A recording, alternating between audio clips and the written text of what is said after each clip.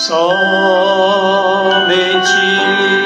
crer, somente crer, tudo é possível.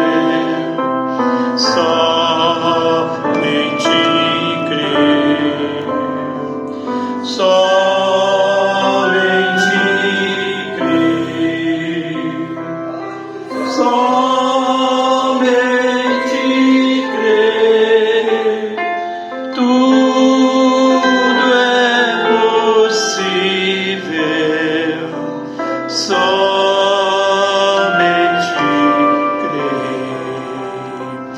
Creio, Senhor, creio, Senhor, tudo é possível. Creio, Senhor, creio, Senhor, creio, Senhor, tudo é possível. Creio, Senhor, nada temer, nada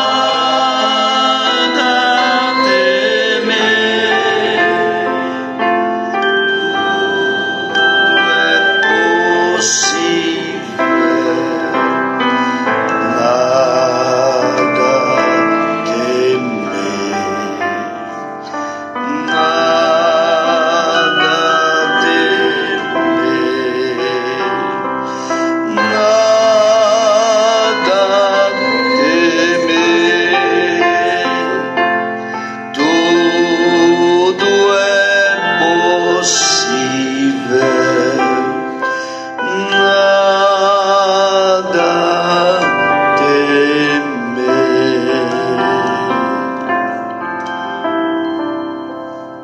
Glória a Deus. Nós vamos orar em favor desses pedidos de oração. Vamos levantar as nossas mãos. Nós temos a justificação também do irmão Paulinho, a irmã Cristina da Fazenda Ouro Verde. E a justificação da irmã Cida também. Vamos colocar tudo nas mãos de nosso Senhor Jesus. Pai querido, aqui estamos na tua presença mais uma vez nesta manhã. E aqui estão esses nomes, Pai, representados nesse caderno, justificação, e tudo isso nós queremos entregar a Ti, porque o Senhor é digno de toda a honra e de toda a glória. E o Senhor sabe como acudir, como ajudar cada pedido desse, Senhor. O Senhor conhece a necessidade, o Senhor penetra entre juntas e medula, vai até a divisão da alma e do espírito, conhece a intenção do nosso coração. Então, Pai, para o Senhor não tem nada difícil. Por isso entregamos a Ti com muita gratidão no coração, em nome de nosso Senhor Jesus. Amém e amém. Um bom dia a todos, com Jesus, nosso amado Senhor. Estamos muito agradecidos, né, por mais esta manhã que o Senhor tem nos dado. Coisa mais boa que tem é você estar no companheirismo do amor. É muito bom. Fizemos uma viagem boa ontem, tivemos um culto abençoado em Itajubá. E aqui estamos, né? Graças a Deus o Mondito chegou bem e com disposição, né? Nós passamos aqui de madrugada, chegamos lá e dormimos um pouco, já voltou, estamos aqui outra vez. E graças a Deus está tudo bom. E a estrada, Deus tem um anjo guardando nós na estrada de todo perigo, né? Deus vai limpando a estrada para a gente passar. Ele tem feito isso já há quantos anos, né? Tem limpando a estrada. E aí nós vamos caminhando. A escritura que nós vamos ler nessa manhã é Apocalipse capítulo 18, versículo 4. Faz bem tempo que nós não lemos essa escritura. Mas essa escritura foi o grito mesmo da águia quando eu aceitei a mensagem. Apocalipse 18, verso 4. Sai dela, povo meu. Coisa boa. Sai da onde? Sai de tudo quanto é organização que prega contra a palavra de Deus, que prega fora da palavra. Sai dela. E você tem saído, né, irmão? Amém. Então você tem saído. Mas vamos ler do verso 1 ao verso 4, Apocalipse 18. Glória a Jesus. E depois destas coisas vi descer do céu outro anjo que tinha grande poder, e a terra foi iluminada com a sua glória. E clamou fortemente com grande voz, dizendo: caiu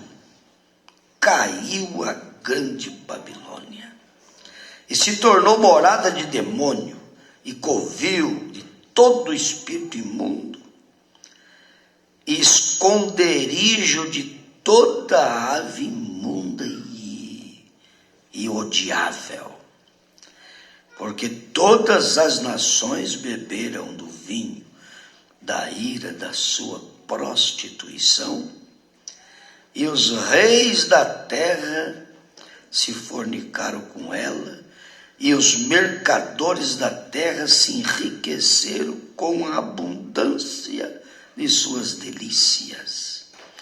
E ouvi outra voz do céu que dizia: sai dela, povo meu, para que não sejas participante dos seus pecados, e para que não incorra nas suas pragas. Senhor Jesus, abençoa a leitura da palavra em nossos corações. Os irmãos podem sentar. Obrigado, papai. Glória a Deus.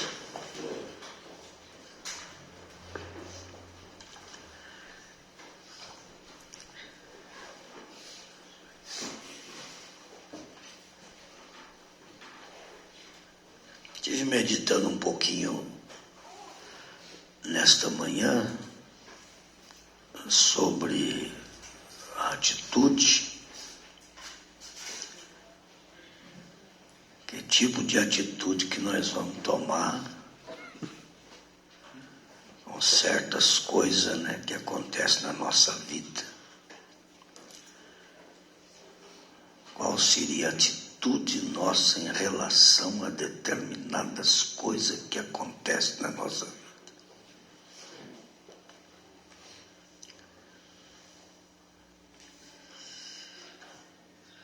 A atitude cristã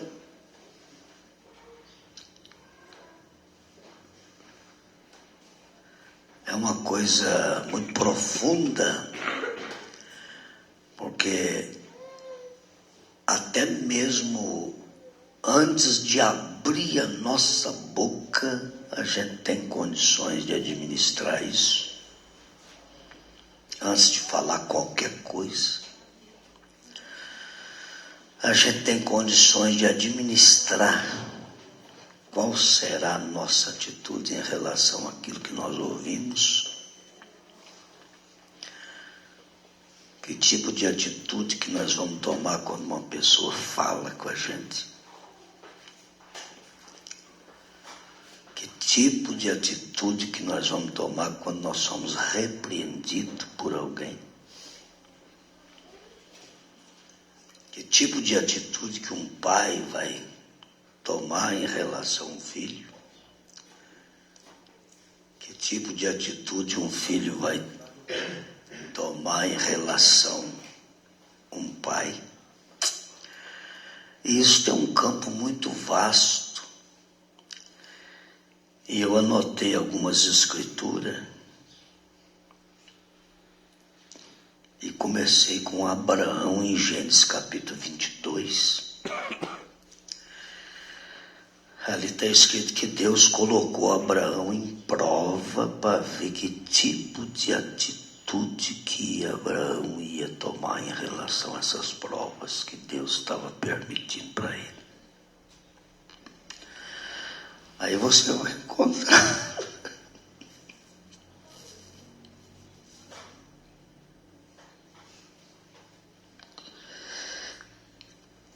você vai encontrar um Abraão passando pelas provas e a atitude dele mostra que ele realmente é um pai na fé para todos nós. Assim nós podemos ter a atitude que Abraão teve quando a prova final chegou, porque todos nós temos que passar por provas difíceis na vida. E sempre tem aquela prova final. Aí você faz uma pergunta, pastor, e qual foi a prova final na vida de Abraão? O profeta de Deus, o irmão Brana, o William Marion Brana, profeta para esta era, ele qualificou a prova de sacrificar o seu filho como sendo a prova final para Abraão. Não é fácil. Até para pregar isso aqui é difícil. Muito difícil. Não é fácil você pegar um pai na qualidade de Abraão. Você já pensou no amor que Abraão tinha naquele filho? Alguém aqui na congregação poderia me ajudar numa coisa, se você sabe quantos anos Isaac tinha quando Abraão levou ele para ser sacrificado no Monte Moriá? Alguém sabe a idade que ele tinha?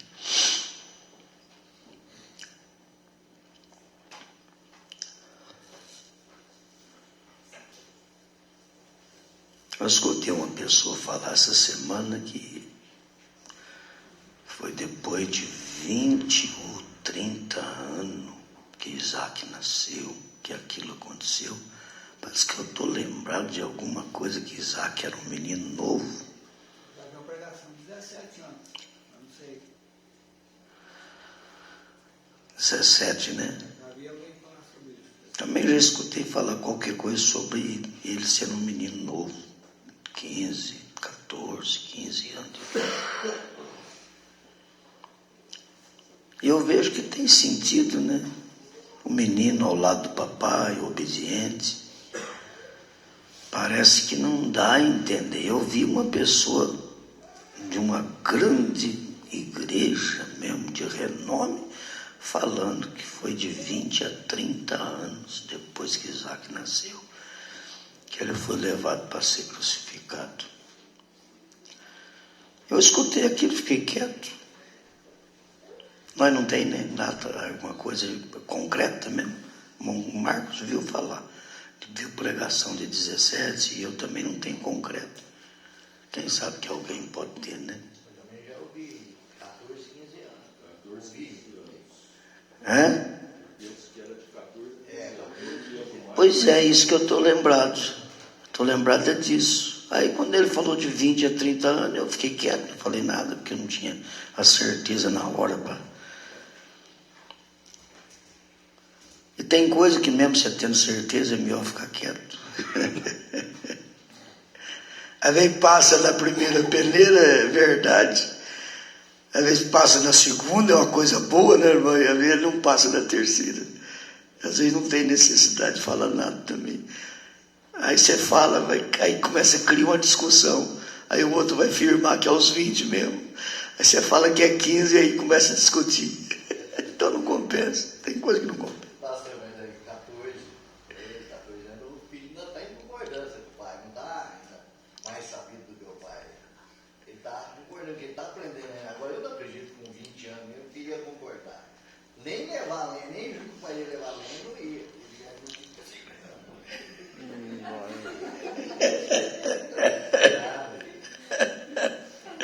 Já tem um espírito igual Jesus Cristo. Jesus obedeceu.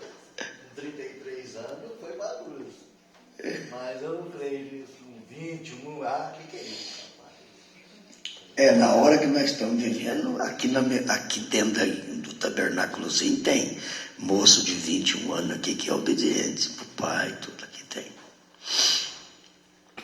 Mas fora da mensagem, vai pro mundo você não vai achar. Tá certo que Isaac, né, e Abraão estavam na mensagem, né? Graças a Deus. Segundo os estudos, né, eles falam que era 25 anos. 25 os estudos? Então o rapaz está baseado nos estudos, né? 25, de 20 a 30.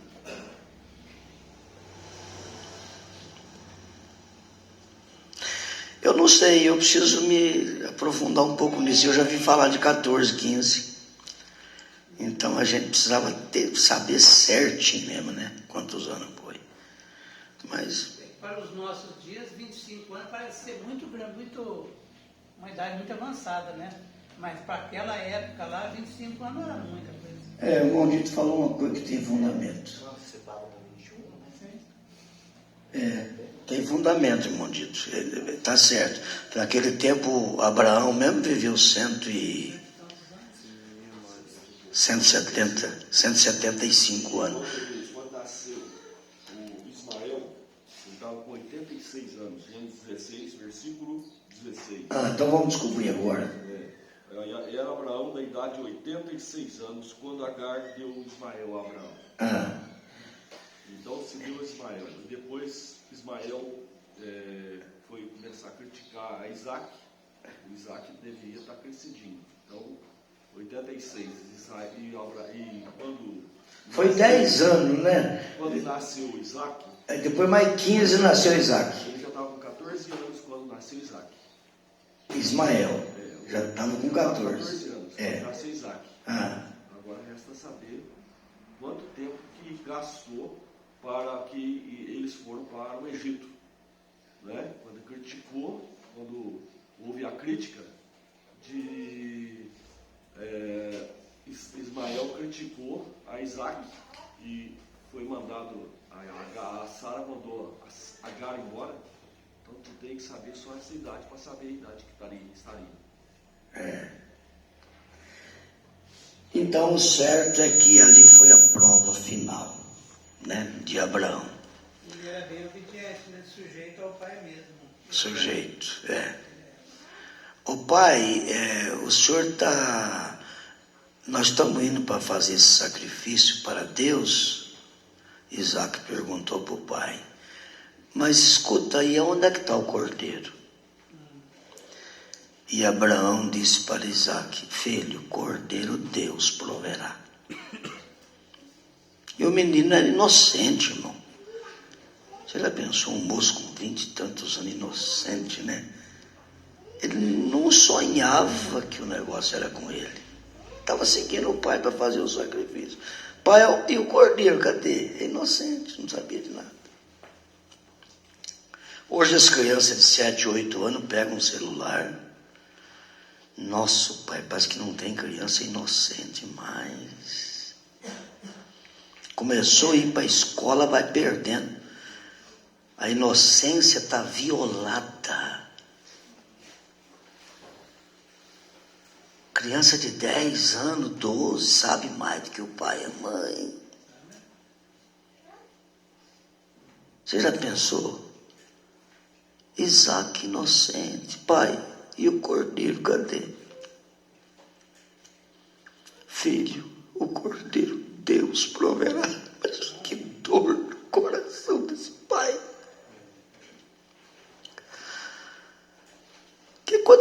trata de Abraão, a gente sabe que o homem tinha amor, né, irmão? Você acha que Deus ia escolher um homem para ser um pai na fé que não tivesse amor? Tudo que Deus exige de nós é amor, que está acima de qualquer coisa que você pode pensar na vida.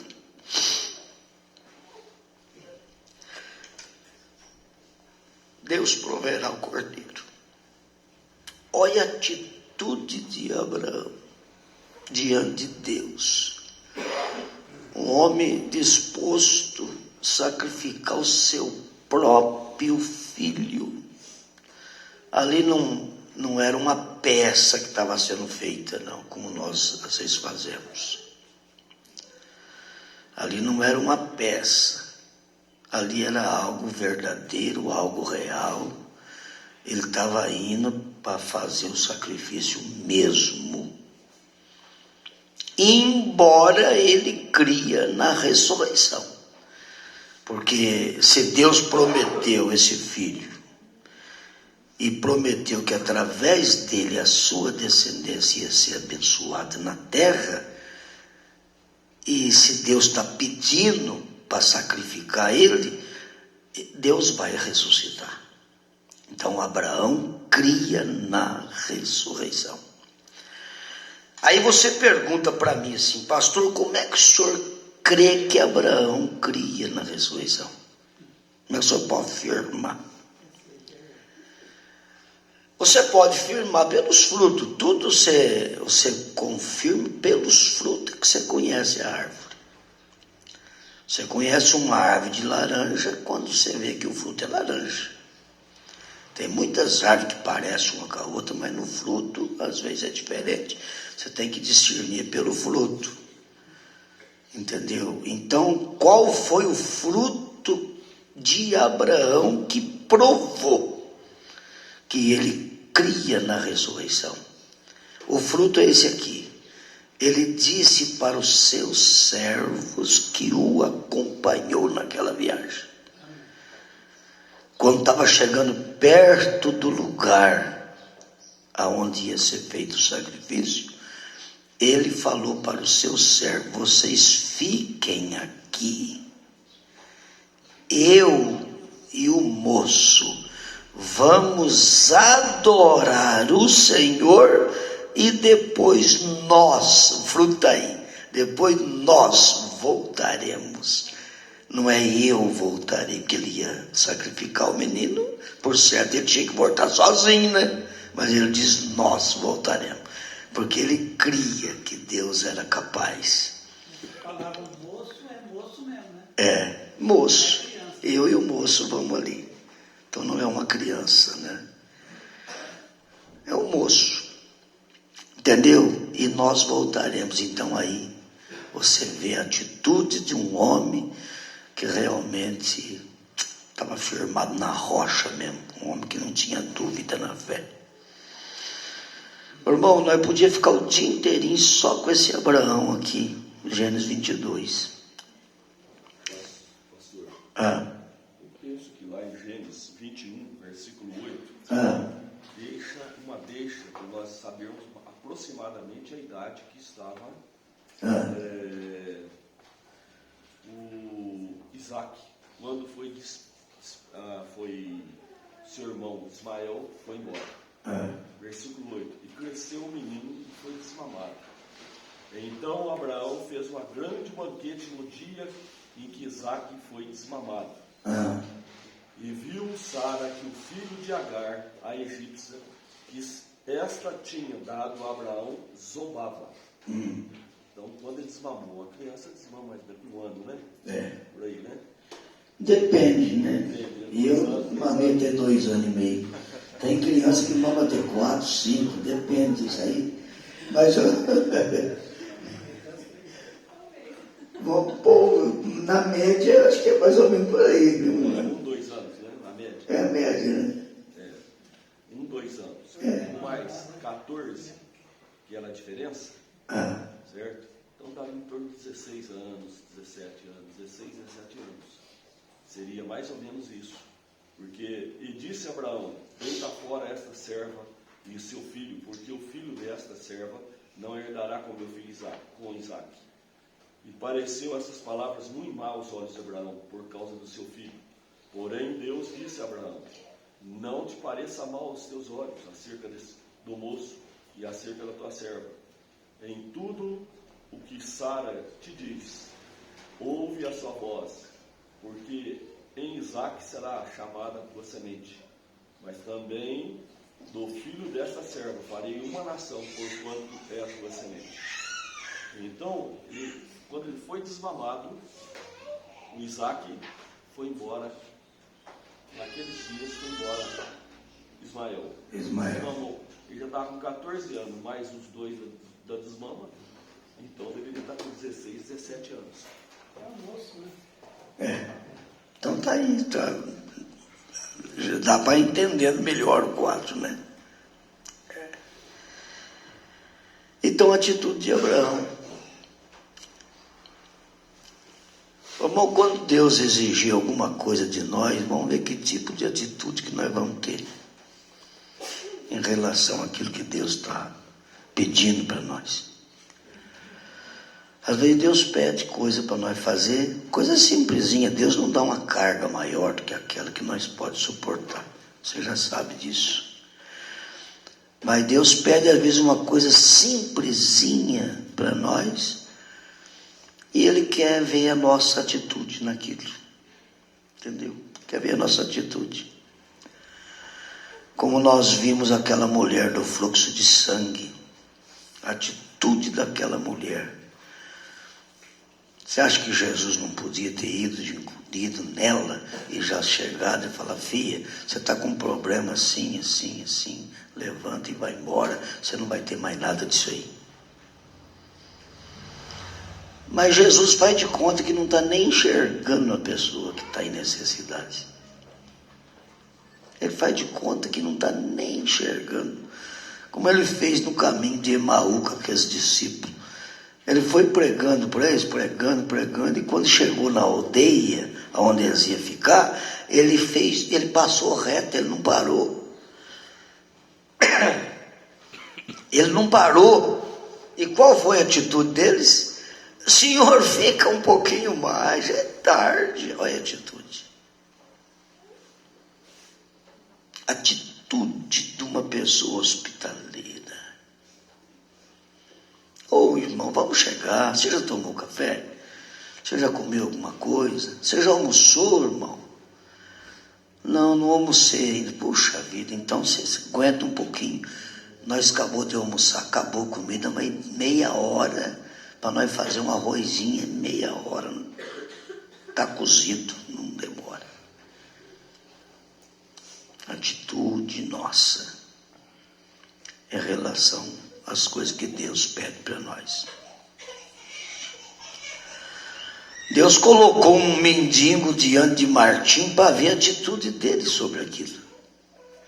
Estava frio, o mendigo estava com a roupa fraquinha e Martim estava com a capa.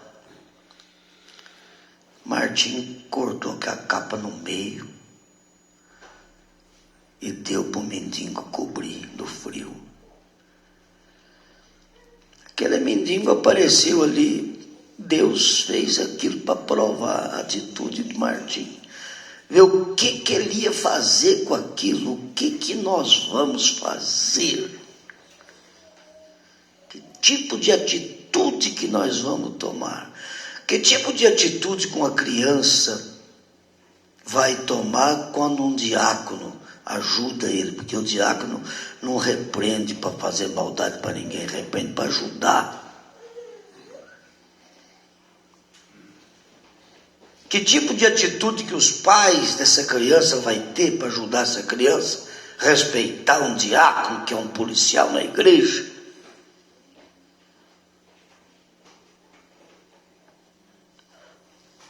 Eu já enxerguei pessoas sair da igreja porque o diácono chamou a atenção do filho dele. Saiu. Ué, mas que atitude, que tipo de atitude é essa? De não querer ser repreendido, não quer que repreende. A gente não quer que repreende o filho da gente. Ah, o meu filho é muito bonzinho, eu não quero que repreende ele. Pode ser bonzinho do jeito que for, é mais sujo do que a parede do inferno, qualquer criança, o profeta fala.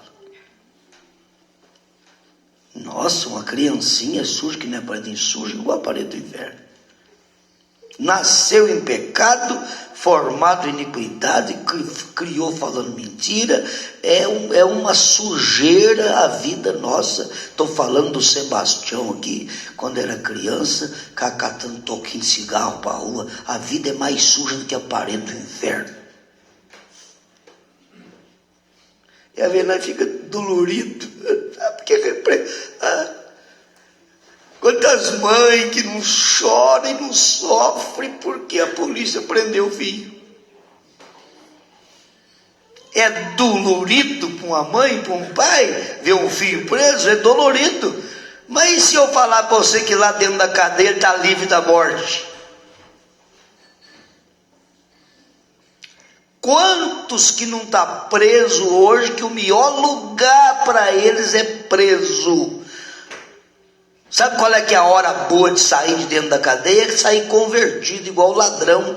Falou, Senhor, lembra de mim, hoje mesmo estará comigo no paraíso. Convertido, então aí é hora de sair da cadeia. Mas se não tiver convertido, o negócio é ficar lá dentro.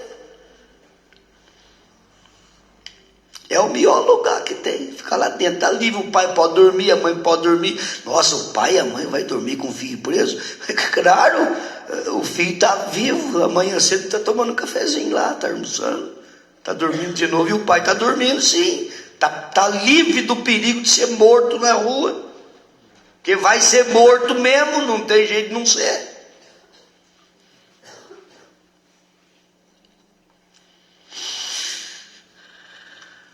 Quantos pais que não perdeu filhos, que se o filho tivesse preso até hoje, estava muito melhor, estava vivo. Você já pensou um pai que perdeu um filho?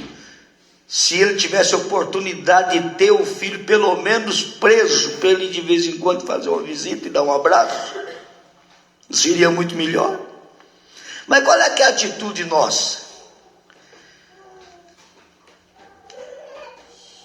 Essa semana nós passamos, eu com o Mondito, nós viajando, o guarda parou nós, documento direitinho, tá, tudo certinho os documentos e tal.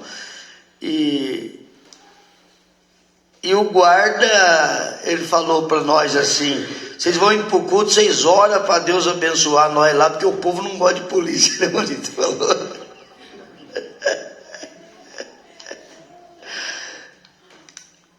Mas não gosta de polícia por quê, irmão? O que a polícia fez de ruim para você não gostar da polícia? Só não gosto do abuso de poder de polícia. Não tem problema com polícia. Abuso de poder, eu detesto.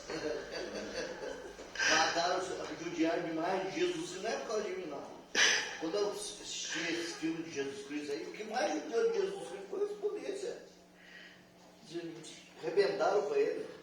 Não põe a pau, não, foi as polícias. O que é aquilo? Abuso de poder. É o que acontece hoje. Por isso pega um rapaz desse, vai na cidade pequena, não, mas vai na cidade grande, rebenta, deixa o rapaz aleijado, tanto bater. Isso é normal. Não sentido de correção é diferente, mas é por causa do abuso de poder. E não adianta, é abuso de poder mesmo. Não perdoa, não. Não tem perdão, não. O abuso de poder, é claro que não é só na polícia, né? O abuso de poder, toda pessoa que tem um certo poder, uma pessoa que tem, por exemplo, capacidade de empinar uma moto, fazer uma coisa, ele abusa do poder que ele tem.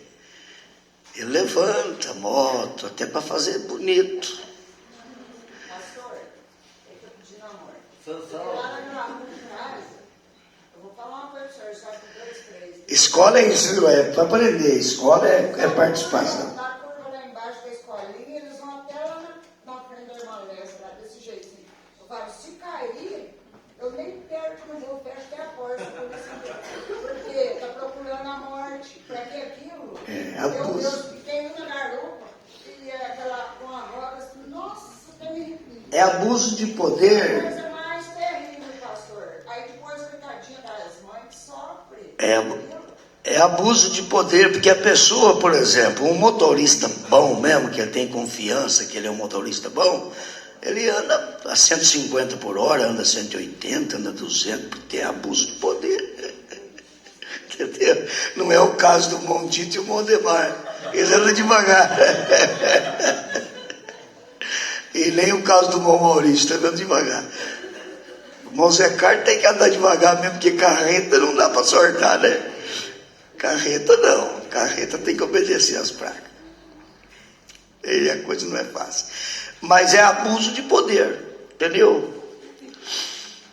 Mas o Mão Zé Carlos, de vez em quando, ele monta num Toyota novo aí, porque fala, eu não posso correr no caminhão, mas nesse Toyota aqui eu vou mostrar que eu também tenho poder, né, Mão Zé Carlos? Você está entendendo como é que é? Esse abuso de poder pega todos nós. Mas eu achei que o guarda foi humilde, pediu oração, irmão. Olha, ora por nós, porque o povo não gosta de polícia. Na Bíblia está escrito que a polícia é coisa boa para os filhos de Deus. Então tem que ficar com o que está escrito na Bíblia, entendeu? Para os filhos, essa potestade foi Deus que colocou na terra para ajudar os filhos de Deus. É Romanos 13, né, irmão? É Romanos 13. Então para nós, entendeu? O único povo que dá menos trabalho para a polícia é o povo cristão, entendeu? O povo que tem temor, o povo que tem atitude cristã e dá menos trabalho. As polícias sofrem muito pouco. A polícia sofre com bandido, com pessoa ímpia, com pessoa aí a polícia sofre, aí não é fácil. Eles trabalham até com medo mesmo, viu, irmão? Não é por isso que pediu oração, porque não é fácil mesmo. Coisa muito difícil. Mas a atitude, né? Nós estamos pensando um pouquinho nisso. Ô, irmão, em Atos capítulo 1, versículo 3, eu notei sobre muitas provas incontestáveis. É prova uma atrás da outra. Eu notei essa escritura aqui, Atos capítulo 1. Que Paulo passou por cada uma que você não imagina. As provas que ele passou. E eu anotei o Salmos 11, verso 5. Deus coloca o justo em prova. Deus não tem assim muita preocupação com o ímpio, essas coisas não. Apartai-vos de mim, vós que praticais iniquidade. Até mesmo pessoa religiosa, que o espírito religioso é o pior que tem, né, irmão Neymar? Então Deus não está muito preocupado com isso, mas Deus tem prazer de provar os seus filhos, prazer. Pode ficar tranquilo que vai vir provas incontáveis, muitas provas. E Deus quer ver que tipo de atitude que nós vamos ter em relação às provas que vêm sobre nós. O profeta diz que Deus pode permitir o vizinho ficar contra você. Ele pode permitir um irmão que você ama ficar contra você. Você já pensou? Deus pode permitir a esposa ficar contra o marido para ver o que ele faz. Pode permitir o marido ficar contra ela para ver que atitude que ela vai ter diante daquela situação. Porque você pode prestar atenção numa coisa. Nós temos que escapar de uma coisa chamada razão, que é a coisa mais difícil do homem se livrar da razão. Pode prestar atenção que você tem razão em tudo, pode prestar atenção. E quando você tem razão, então você quer que as pessoas concordem com você. Quer que concorde, porque você tem razão, está cheio de razão, e às vezes você está tudo errado. Às vezes está tudo errado, mas por causa da razão você ainda quer que as pessoas concordem com você. Todos nós temos que lutar para vencer isso aí. A razão é do diabo mesmo, o profeta falou que é. É por causa da razão que sai briga, é por causa da razão que sai discussão, por causa da razão, é porque isso é a razão. A razão é a pior coisa que existe no mundo. Deus ama provar os seus filhos. Ele vai colocar você em prova para ver o que você vai fazer. Eu lembro de uma vez que nós morávamos numa mansão lá na roça, numa chácara lá, que era do meu cunhado, que eu não sei se nessa chácara os irmãos chegou aí na minha casa. Quem é daqui que chegou aí na minha casa quando eu morava naquela mansão lá no São Roque? A irmã Márcia morava lá com nós mesmo. Daqui eu acho que ninguém, Maurício chegou aí, Maurício? Maurício foi, do lado esquerdo, né, chegando. Aí depois você foi do lado direito. Tá. Nós morava naquela mansão, irmão. Só quarto tinha 4. Ainda tinha mais um numa casinha de fora, 5 quartos. Banheiro tinha uns 3 ou mais. Sala tinha sala grande, tinha copa grande, mas nossa, nós brincava de pique dentro daquela casa. Mas casa, pensa numa casa que não parecia casa de roça, não. Parecia casa de centro, de cidade, casa de luxo. Nós mudamos para aquela casa, nós ficamos até meio perdidos nela, naquela casa. Mas é naquela casa que eu cantava para minhas crianças levantar cedo para nós orar, de manhã cedo, 6 horas da manhã. Né? Acorda, meus filhinhos, vem para nós orar. É naquela casa. E daquela casa, irmão, de repente o meu cunhado e o sócio dele, que era dono, nós moramos 5 anos ali. Mas estava com a coisa mais gostosa. Morar num palácio daquele lá. Nosso Pai do céu. O quarto meu mesmo, eu acho que dava uma meia igreja disso aqui, só o quarto meu, tão grande que era. Mas é o quarto que eu com a irmã Beth, nós chorava e ria lendo a mensagem do irmão Brana, naquele quarto. Gostoso demais. 5 anos ali. De repente, o meu cunhado, o sócio dele, se pôs na cabeça que tinha que vender a chácara. Queria vender para separar a sociedade e tudo. Aí o meu cunhado falou assim: ei, Tião, agora não sei não, você não vai ter que mudar daqui, porque meu sócio está querendo vender a chácara, vai ter que vender para repartir, não sei, quer separar a sociedade. Falei, tudo bem, eu vou procurar um lugar. Aí eu pensando, comentei com os 2 vizinhos meus ali que eu ia mudar dali, pensando até que a vez poderia voltar para Vargem Grande, para a cidade, quando o administrador da fazenda do lado ficou sabendo que eu ia mudar, mas foi rapidinho, ele foi lá em casa. Chegou lá em casa e falou: Tião, eu fiquei sabendo que você vai mudar daqui. Eu falei: ô, São Paulo, eu vou mudar porque o cunhado vai vender a chácara, porque ele sócio, vai ter que repartir, eu tenho que mudar. Para onde que você está pensando de ir? Eu falei: eu ainda não arrumei lugar, mas ele falou assim: você não vai para lugar nenhum, você vai morar aqui na fazenda. Você vai mudar do lado de lá do açude. Eu falei: ô, São Paulo, vai mudar para lá? Ele falou: eu tenho uma casa lá, eu vou ajeitar ela para você mudar para lá. E quando nós namorava, a minha mulher falou uma coisa para mim um dia, ela falou brincando, mas cumpriu. Não pode brincar com as coisas, atitude nossa. Ela falou um dia para mim: a gente quando namora os moços, às vezes faz pergunta para as namoradas para testar elas.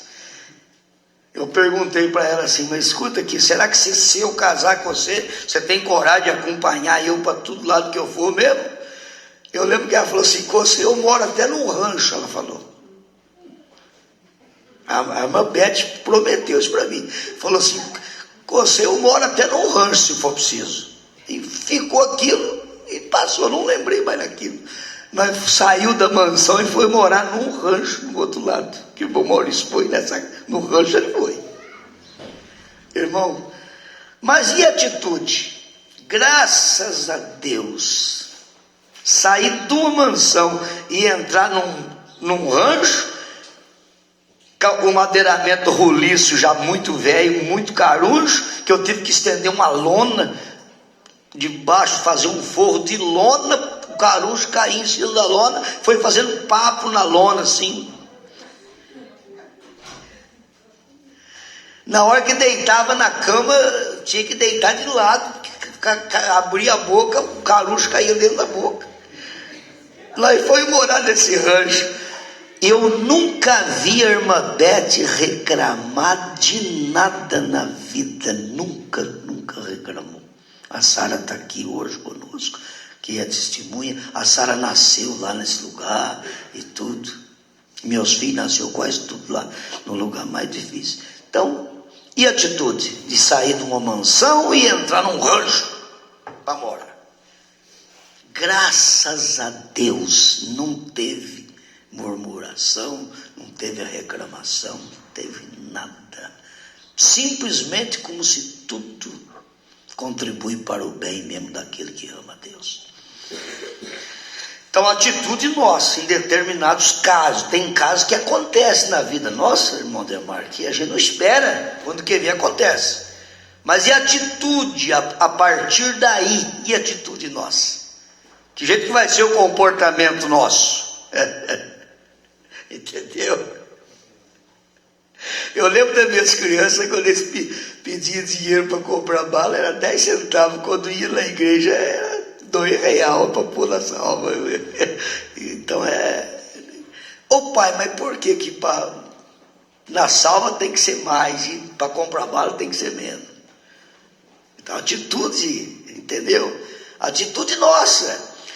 Mas eu sei que hoje pode acontecer o contrário, não estou dizendo aqui, mas estou dizendo que a pessoa às vezes dá R$100 para uma criança chupar sorvete e dá R$1 para pôr na salva.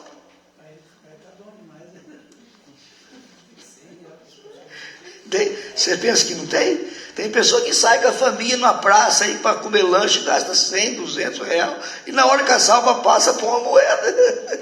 Você pensa que não tem pessoas assim? Claro que tem. Deus está observando a atitude nossa, de que jeito que é que nós estamos fazendo na vida cotidiana nossa. Entendeu como é que é? Jesus diz que dando é que recebe, é melhor dado que receber, mas às vezes nós também, a atitude nossa às vezes prova.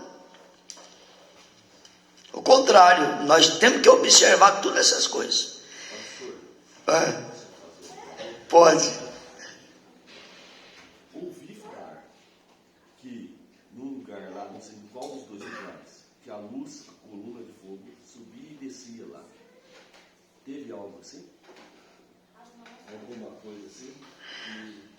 Aonde a coluna de fogo subia e descia, o senhor está falando do sangue com o irmão Brana, quando ele falou algo daquela mulher, ou não? Falaram assim, quando o senhor estava lá no local, não sei se na casa... O senhor está falando onde eu morava lá?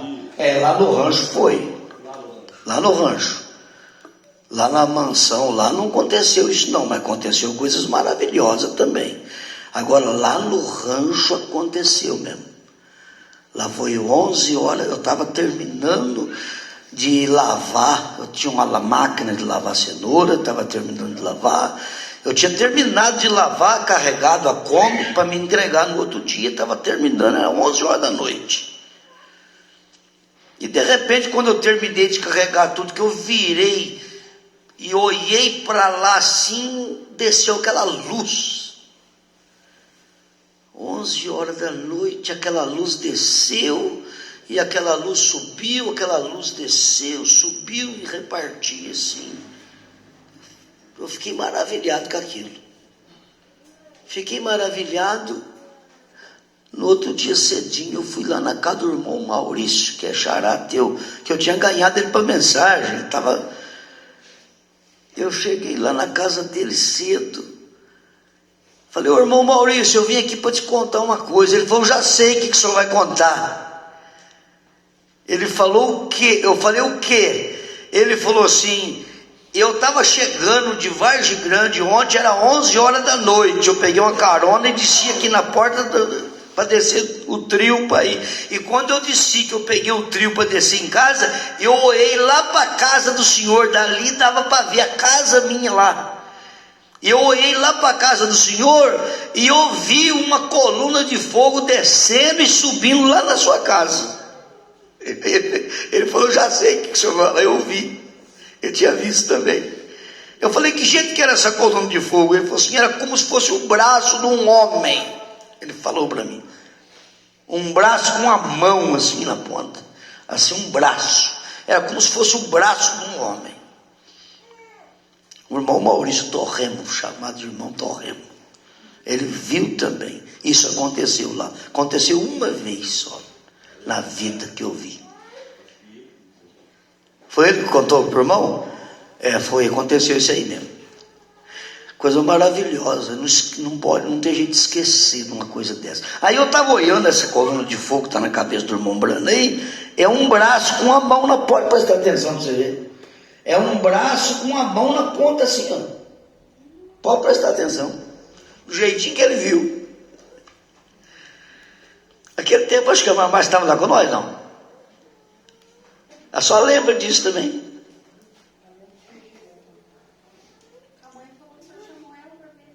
Chamei, só que eu chamei ela para vir na hora que ela foi, eu acho que ele tinha desaparecido já. Ela contou para mim esses dias, ela falou que ela via as mãos brincando, ela falou que era duas, na verdade. Não sei se é o mesmo, né? A coluna descia, subia, repartia, parece que tinha 4 até, brincando uma com a outra.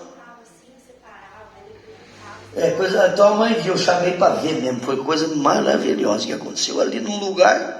11 horas da noite, nunca mais, foi só uma vez na vida. E naquela época, pastor, o senhor tinha sido convidado para dar assistência em Portugal, foi mais ou menos naquela época? Foi mais ou menos naquela época. Eu acho que eu não tinha sido convidado ainda não. Depois que os irmãos esteve lá e tudo. Que os irmãos esteve lá. Mas foi mais ou menos naquela época que eu estava morando lá no rancho. Eu falo rancho, é uma casa, mas é tipo rancho, né? Assim, bem simplesinho. Então cumpriu na vida da irmã Beth. Ela falou que você eu moro até no rancho, então vai morar no rancho mesmo. Não adianta, irmão, falou, a palavra tem peso. Tem gente que fala as coisas, não acontece nada, mas o filho de Deus,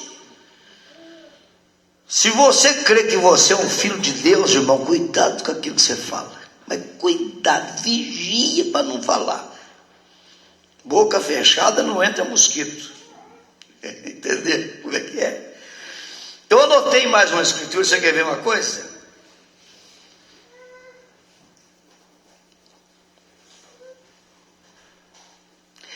Primeiros Coríntios 10, 9, não ponhamos o Senhor à prova.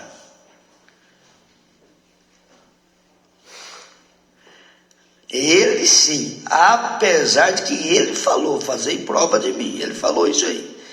Mas nós não podemos ficar pondo Deus à prova, nós temos que ser aprovado por Deus, né? Ficar exigindo coisa de Deus. Afinal de contas, tudo que você pedir para Deus hoje, você tem um pedido para fazer para Deus?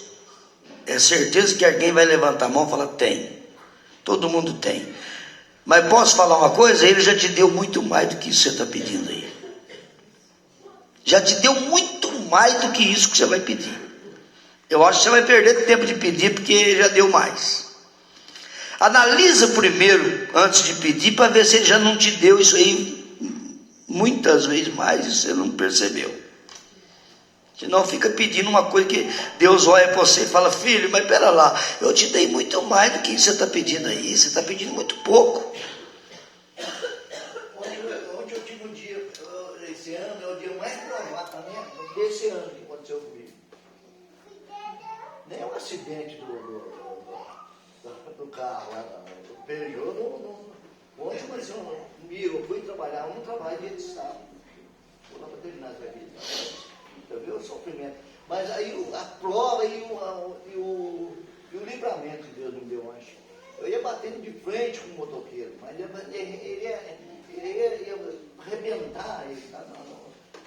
E eu tinha acabado de sair lá na Mar de Praia, lá perto daquela loteria, para comprar uns parafusos. Aí o motoqueiro encostou, ele 2 motoqueiros e fechou eu sou pesquisa. Fechou eu saí. Aí nisso, parece que usado. Aí eu olhei aqui, saí. E vim, aí quando foi por nada passou. Eu entrei para virar para a esquerda, eu tinha vindo na dobreta dali, a gente entra para a esquerda para sair no trevo, para a gente vir na avenida. E eu olhei lá, vi o carro, eu costumo olhar e já vi o carro vinha longe, eu entrei para a esquerda, eu vi que não vinha carro. Quando veio, parece um motoqueiro na minha frente, ele estava quase 100 por hora. Ele freou a moto e saiu, ia bater de frente. Eu saí para a esquerda, ele saiu, eu vi que ele parou, eu vi que o motoqueiro perdeu até aquilo foi um choque para ele, violento, e eu fui embora. Eu falei, graças a Deus. E depois o resto do dia, até a noite, cheguei em casa ontem à noite. E para terminar, uma coisa que aconteceu, prova e teve vitória. Eu fui colocar num caminhão de um senhor e era para me ter colocado antes de ontem. Por causa daquela perua da mulher escolar, eu não pude ir. E aí eu fui, a hora que eu fui de tarde, era quase 5 horas já. Eu colocar a turbina no caminhão. Eu chego lá, sou eu mexendo numa peça, eu deixei cair uma corda dentro do coletor do motor do coletor, onde eu ia colocar a turbina. A coisa interessante aí, eu fazia ele perto de mim e eu fui deixando, meu Deus, eu já estava provadíssimo disso, mas sabendo, eu tirando a prova, tinha um livramento, aí da perua da mulher, nenhum problema, eu trabalhei o dia inteiro nela, né? E aquela luta, caiu a porta dentro do coletor, onde vai a turbina, que vai em pé no caminhão, o Mercedes vai. E aquela porta, se tivesse abrido com uma bola de admissão lá, e ela poderia cair dentro do motor do homem. Ela pode ir do jeito que ela caiu lá, mas aí eu não sabia, procurei, falei, pareceu que caiu lá, mas ela caiu. Na hora aí eu falei para ele, já era 5 horas da tarde, eu falei para ele, olha, aconteceu um problema aqui comigo, que eu tinha que tirar uma porta para mostrar para ele, que eu ia pôr, fui lá, comprei porta nova, porque o senhor viu aquela portinha que eu dei para o senhor. Caiu, eu acho que deve ter caído. Depois não é possível, aí procurando, e o caminhão estacionado no lugar de pé da brita fininha, difícil você achar uma porta. Aí eu tive um pensamento, mas fiquei quieto, foi beleza, eu tive um pensamento, a gente já está em luta. Eu falei, se ele funcionar o caminhão e dar uma partida, ele joga a porta fora, né? E eu ia tirar o coletor do caminhão, ia gastar um dia para tirar as peças, para poder tirar. O homem pegou na minha mão e falou, senhor Ademar, se não deu uma funcionada nele, ele deu o dono do caminhão. Se não funcionar ele. Eu falei, eu vou falar para o senhor, eu não falei para o senhor, porque eu estou com medo que essa porta caiu lá dentro da cabeça do pistão do outro. Eu falei, não, mas não vamos funcionar ele. Aí ele falou, o senhor ficou olhando, eu vou lá funcionar. Ele deu aquela funcionada, precisava aquela fumaceira, eu não vi a porta, não vi nada sair. Aí eu esqueci de fechar a lubrificação bem para a turbina, jogou a para. Aí viu aquela meleira de óleo, depois eu também esqueci de falar para o senhor. Vamos fazer o seguinte, segunda-feira eu não vou carregar, deixa para carregar na terça, isso, e vamos, daqui a pouco já vai escurecer. Esse é o testemunho que nós vamos aprendendo um com o outro. O senhor vem aqui, tá? E desceu, aí falando para mim, desceu, aí começou a procurar a porta. Ele achou a porta saiu. Ela saiu no meio da pedra brita, ele achou a porta, suja de carvão, ela tinha caído lá dentro do deserto. Ele achou a porta. Aí eu falei, graças a Deus, louvado seja Deus. Aí aquilo para mim foi, porque ele achou a porta, ele achou com a porta na mão, eu falei, e agora, vamos colocar a turbina então? Saí de lá, era 8 horas da noite, coloquei, montei. O livramento, graças a Deus. Deus ama provar os seus filhos para ver a atitude de nós, para que jeito que nós vamos agir em tudo. Agora, você está conseguindo enxergar isso que está na minha mão aqui ou não? Está conseguindo ver não, né? Bom, Boaz é capaz de conseguir enxergar, porque o menino tem a vista boa. Quem que pode falar o que é isso aqui? Vou mostrar a cabecinha dele.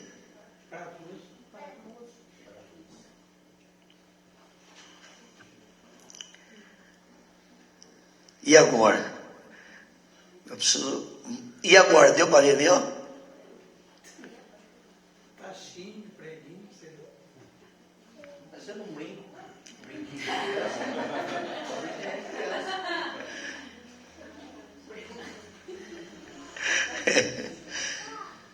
Ô, irmão, se uma pessoa engolir isso aqui, o que você acha que acontece? Quando você engole um espinho de peixe, o próprio organismo se encarrega de desmanchar ele no estômago, tá tudo bem. Agora, isso aqui é aço.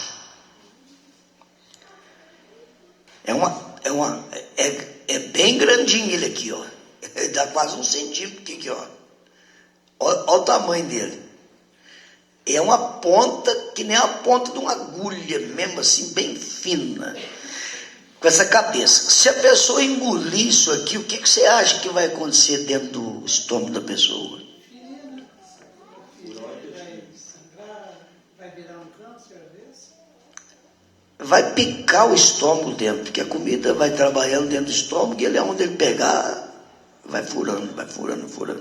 Tá, tudo bem. Isso daqui é um dente meu. E eu estava jantando depois do culto em Poço de Caldas domingo. E a hora que eu pus a colher de comida na boca, que eu mastiguei, esse dente saiu. Ele saiu e misturou com a comida. E eu já estava engolindo. Quando eu estava engolindo, não sei o que aconteceu, que um dente meu resvalou, eu senti. Eu falei, ué, parece que tem um ossinho aqui.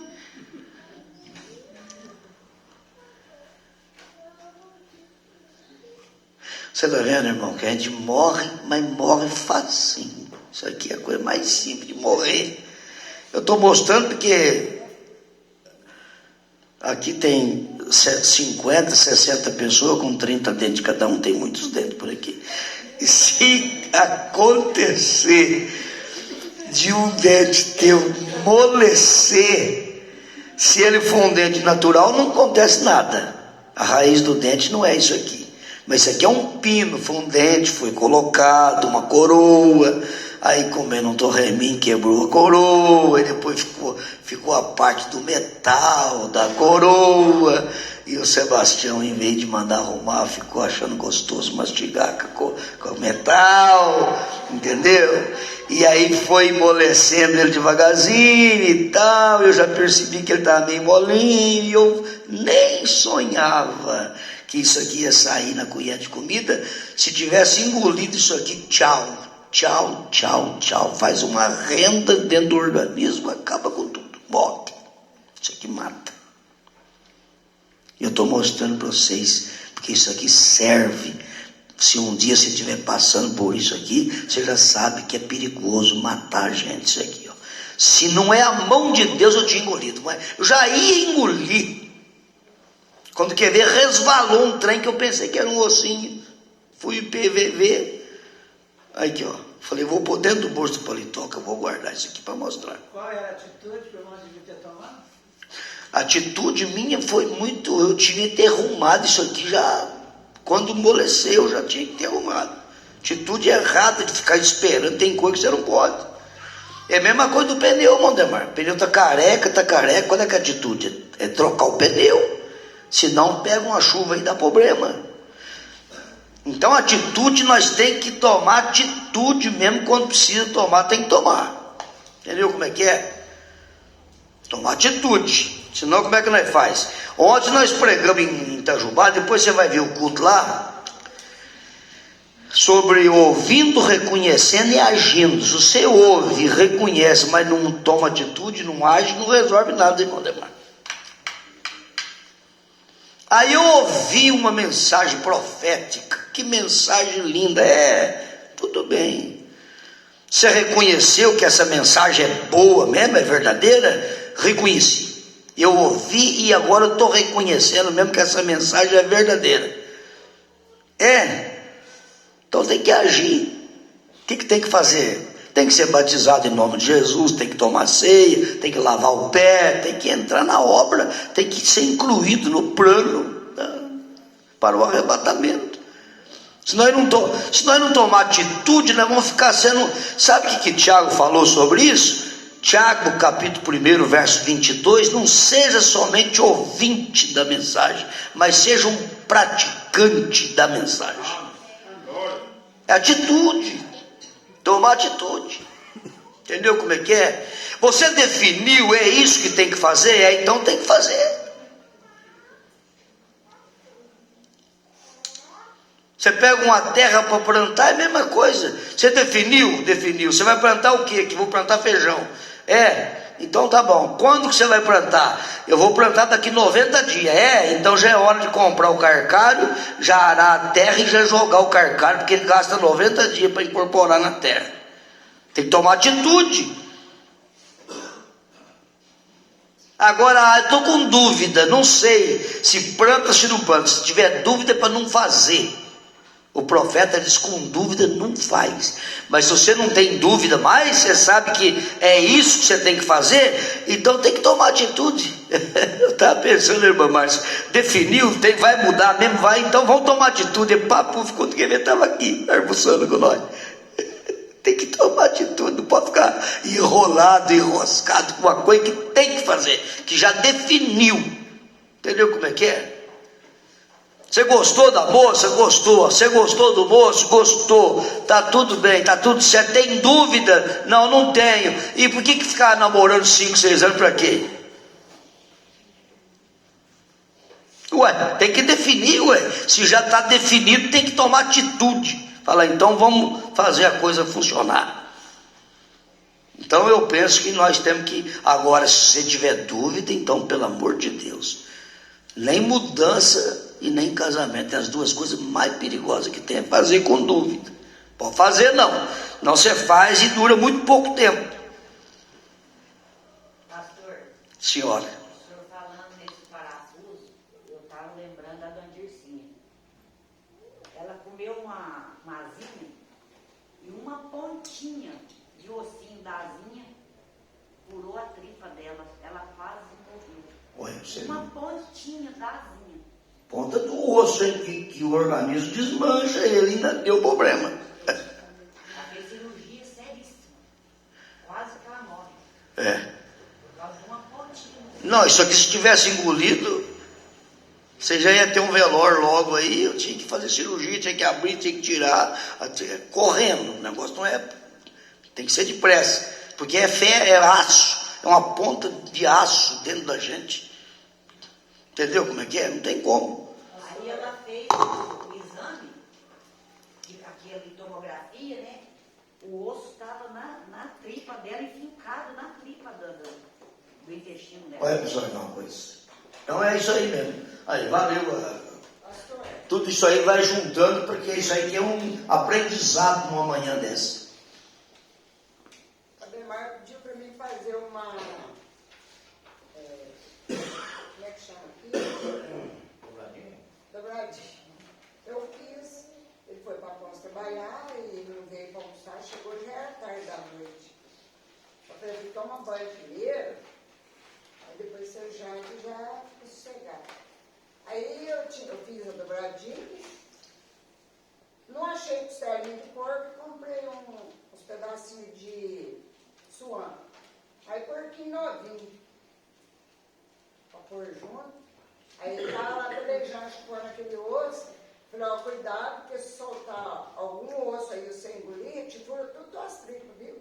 A senhora falou isso para ele? Falei, ontem de noite. Ontem de noite? Ele falou, não tem perigo não. Eu falei, tem sim. Você fica mexendo, joga esse ossinho fora, ele fica chupando isso aí. Perigoso escapar um fiapo aí, você engolir, te fura tudo as tripas. Aí, a mulher sabe edifica a casa, né? Um conselho para o marido com sabedoria. Eu falei para ele, tem essa que a Terezinha está falando pro senhor agora, da dona Dircinha, que ela engoliu Pois é. o ossinho do frango e furou as tripas dela. Ô, irmão, parece que é coisa simples, mas não é simples. A hora que você estiver comendo qualquer coisa, com ponta, com osso, mesmo espinho de peixe, se for um espinho miudinho e tudo, é mais fácil, mas um espinho meio graúdo, uns peixes meio graúdo, é perigoso ainda, muito perigoso. Toma cuidado, muito cuidado, amém? A atitude nossa é que vai resolver o problema. Buscai prova buscai prova de que em mim Cristo fala, segundo aos Coríntios capítulo 13, o São Paulo está falando aqui. Por isso que ele falava que agora quem habitava nele era Cristo. Você tem que buscar prova, que você tem que saber que Deus fala através de você, fala em você. Você tem que ter essa comunhão com Ele, você tem que ter isso aí. Não é a vida do fulano de tal, é a tua vida. Você tem que ter essa convicção que você é um filho, é um eleito e está sendo guardado por Ele. Você precisa disso. Está vendo isso aqui? Hebreus 3:9 também. Vossos pais me tentaram, pondo-me à prova. O povo no deserto, tentando a Deus. Hebreus 11:36, os heróis da fé foram colocados em prova, não escapou nenhum. Você vai para Hebreus capítulo 11, a galeria dos heróis da fé, você vai ver que cada um deles, inclusive a partir do verso 32, Paulo fala: o que diria eu mais? Fartar-me-ia o tempo contando de Gideão, de Baraque, de Sansão e Jefité e todos os profetas, entendeu? Que foram colocados em prova mesmo, entendeu? Agora, nós não falamos nada de Jó até agora, né? Você falar em prova sem falar de Jó, parece que fica fartando alguma coisa. Mas se tem um homem que foi colocado em prova, foi Jó mesmo. E com uma especialidade, Deus entregou Jó para Satanás. Falou: faz o que você quiser com ele. Você só não tira a vida dele, o resto é para fazer o que você quiser. Foi parar no monte de cinza, com o caquinho de teia. Isso foi prova crucial mesmo. Mas na hora mais difícil é que vem a coisa mais linda também. Aí o profeta diz que na hora mais difícil, porque tudo que Noé passou, mas no final ele viu o arco-íris. Aí Sadraque, Misaque e Abednego foi lançado na fornalha, mas lá viu o Filho de Deus dentro da fornalha. Daniel foi lançado na cova dos leões, mas lá ele viu a coluna de fogo com ele ali.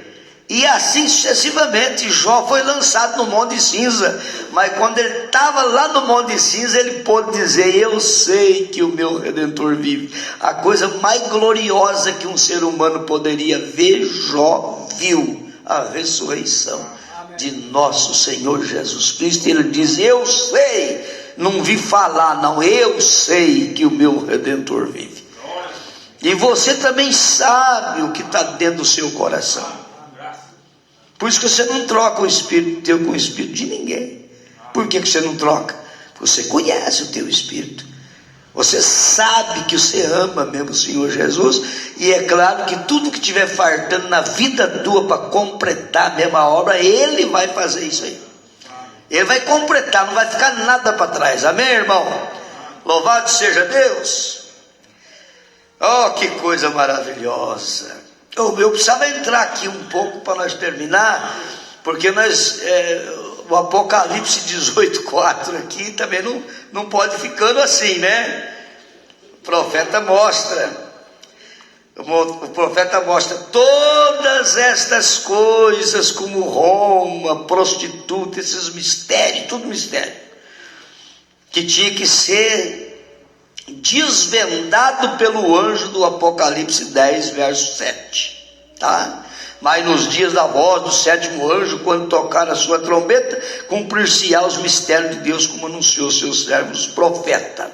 Todas estas coisas, como Roma sendo a prostituta, e todas as igrejas protestantes, as denominações, denominando-se após ela, têm se convertido em prostitutas também. Isso aqui é um evangelho duro de pregar. Aqui dentro do tabernáculo é fácil, mas isso aqui não é fácil. Você pregar fora daqui, não. Senão o pescocinho voa mesmo. Entendeu? Vê? Todos aqueles mistérios dos quais falaram os profetas serão revelados aqui mesmo nesta hora final. Nós estamos na prova final agora. E quando esse sétimo anjo surgir na era de Laodiceia, eu gosto de ver isso aqui, irmão, porque o irmão Brana está falando que quando esse anjo surgir, e era ele mesmo, entendeu como é que é? Era ele mesmo.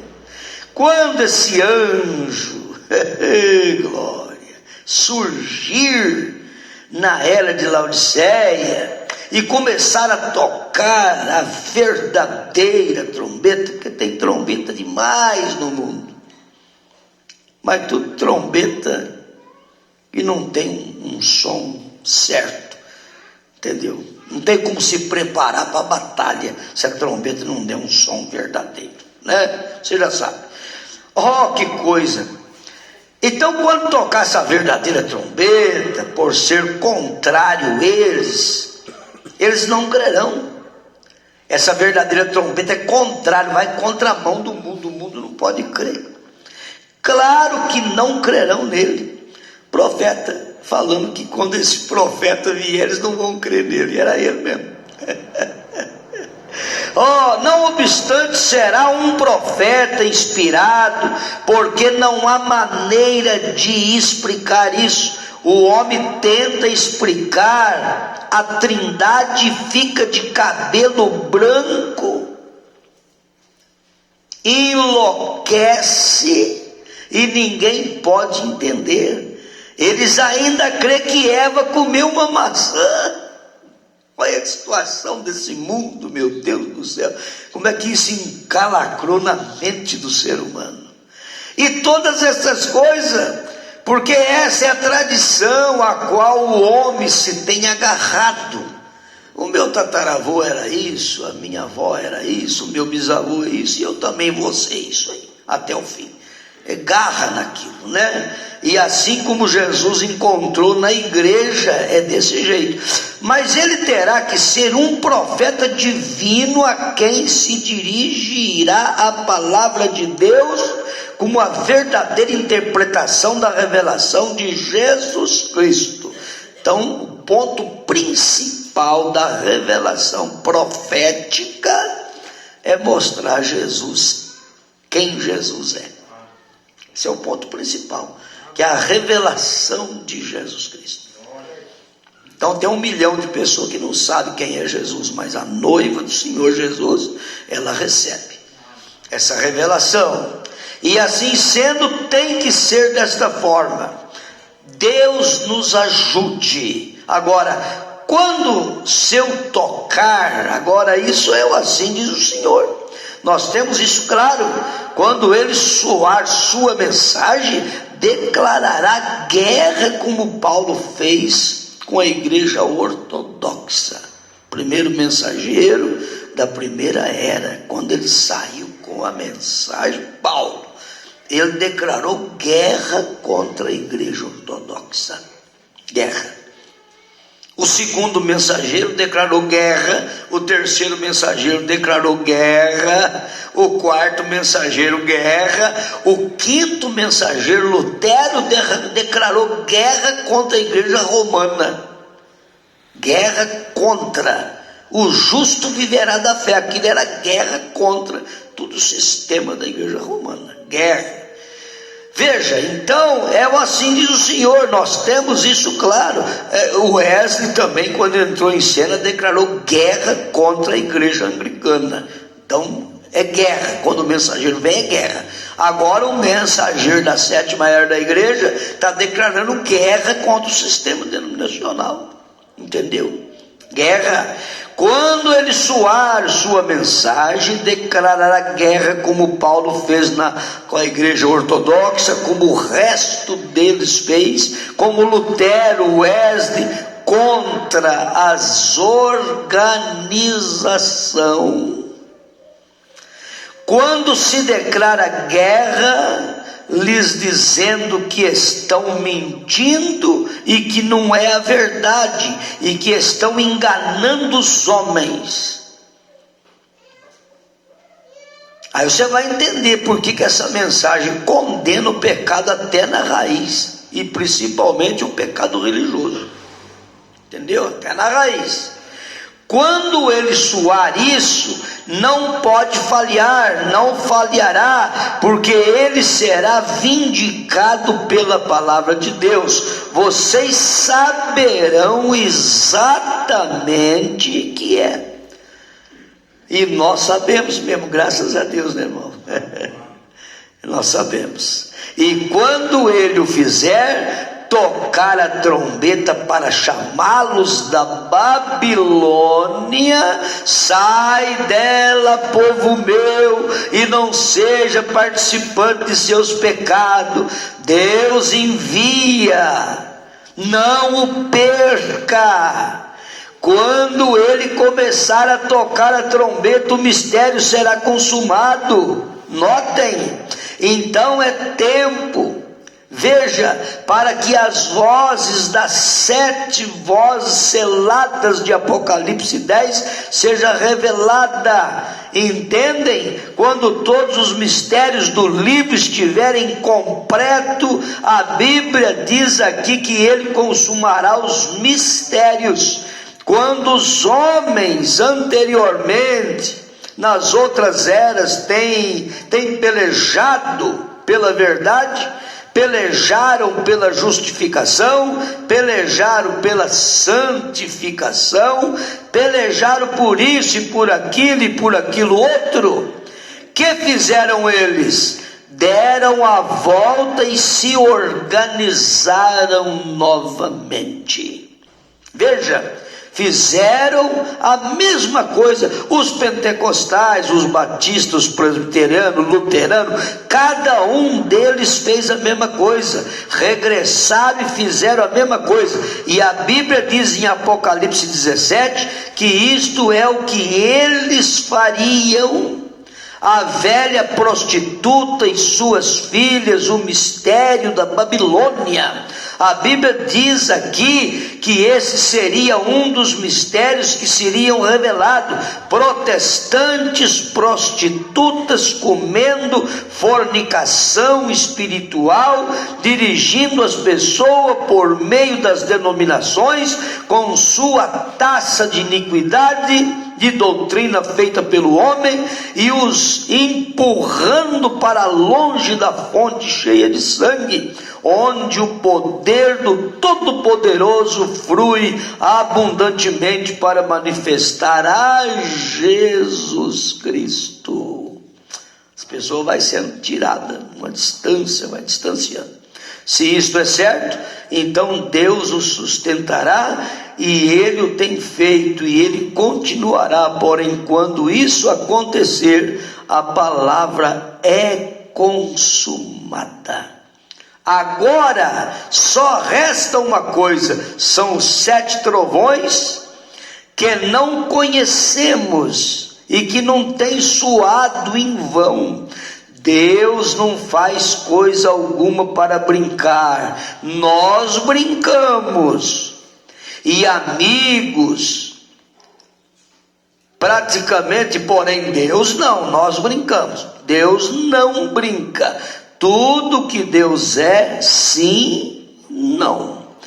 Ele não faz tolice, ele não faz brincadeira, ele quer dizer o que diz e nada diz a menos que seja algo de importância, pois que tudo que Deus fala para nós é algo de suma importância na vida nossa. E os 7 trovões aqui na revelação de Jesus Cristo é algum mistério. Veja, são algum mistério. Não diz a Bíblia que esta é a revelação de Jesus Cristo? Ora, algum mistério oculto então nisso. O que é isto? Os 7 trovões o tem. Porque João ia escrever e veio uma voz do céu. A voz não veio da terra, a voz veio do céu e disse: não escreva, mas sela isso, coloque do lado de trás do livro. Isso tem que ser revelado, são os mistérios. Agora nós resolvemos estas coisas pelo Espírito Santo. Nos foi dito que não foram maçãs, foi sexo. nos disse estas coisas. Não há ninguém capaz de parar diante disso. Nunca em minha vida vi um pregador estar de acordo com isso, mas eu tenho lhes inquirido. Quer dizer, você não vai encontrar. Tem 1 milhão de pregador que você vai perguntar, ele vai falar que Eva comeu maçã mesmo. E o profeta tem inquirido isso. Então vocês têm que me provar para mim que é maçã. E aonde é que está a resposta? Por isso que Deus enviou um profeta para mostrar para nós. O pecado entrou através do sangue, por isso que ele tem que sair através do sangue de nosso Senhor Jesus Cristo. Agora resolvemos estas coisas pelo Espírito Santo. Nos foi dito que não foram maçã, foi sexo lá no Jardim do Éden. Isso aqui não tem jeito de você pregar em lugar nenhum, que você ri da cara tua, entendeu? Mas tem um povo que nasceu para ver, para enxergar e para crer naquilo que é verdadeiro. A pessoa não entende. Nunca em minha vida vi um pregador estar de acordo com isso. Mas eu tenho, querido, vocês sabem que em Chicago, quando nós pusemos diante deles cerca de 350 pregadores, vocês, mulheres aqui em Chicago, tiveram ali e ouviram isso. O Senhor me disse 3 noites antes, ele disse: eles vão preparar uma trama para você. Ele disse: pare na janela e te mostrarei. E ele diz: te encontrarão amanhã pela manhã e desejarão ir ao desjejum. E diz: tome que fique, porque ele disse: aqui está a maneira que será. Diga-lhe que não vão ter esta reunião no lugar que eles pensam, estarão em outro lugar. E ele disse: não temas, eu estarei contigo, isso é o suficiente para mim. Oh, que coisa, quando Deus promete que está com você, você pode ficar tranquilo, pode ficar sossegado, ainda que 1000 pessoas falar que você não vai fazer aquilo, você vai fazer, porque Deus falou no teu coração que aquilo lá vai ser feito. Então você não tem que se preocupar. E diz que preparar uma trama para o profeta. Oh, que coisa! Eu sou apenas um estudante do 7º grau. Eu diria, veja bem, um lugar, veja bem, não sei como falar diante desse povo deles. E ali estarão a associação ministerial de grande Chicago, do grande Chicago. Tome outros, como eu vou falar diante deles, com minha educação de 7º grau, que o profeta tinha. Você é um doutor em divindade. E eu disse: você saberia como falar. O profeta queria empurrar a responsabilidade para o Tome para falar no lugar dele. E eu não saberia. E ele disse: irmão Brana não poderia fazer isso. Eu disse: por quê? Eu tenho te feito muitos favores, e eu coloquei isso bem francamente. E o irmão, eu fiz muito favor, mas dessa vez, você vai me desculpar, você vai ter que fazer. Eu não poderia fazer isso. E eu disse: por quê? Ele disse: bom, isso, você sabe por quê, você sabe por quê, mas você não quer me dizer. Eles têm uma trama preparada para mim. E eu disse: irmão, então agora tem que enfrentar essa trama. Mas nós não vamos seguir mais por causa do tempo. Mas a trama é desmascarar o profeta.